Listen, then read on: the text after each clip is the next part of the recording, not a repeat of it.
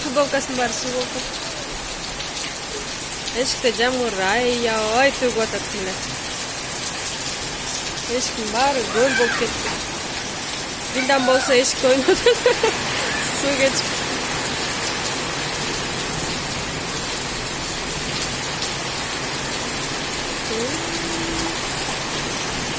Жырғалайсың.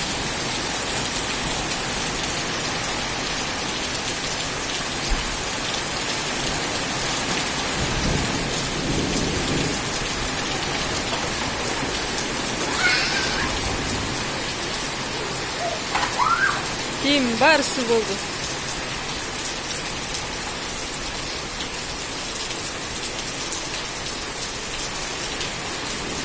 Hey, jalavan, camandal.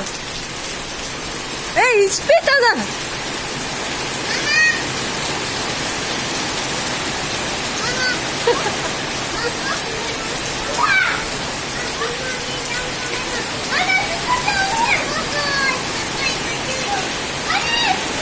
Söyle aldan, söyle. Jerge tigiste.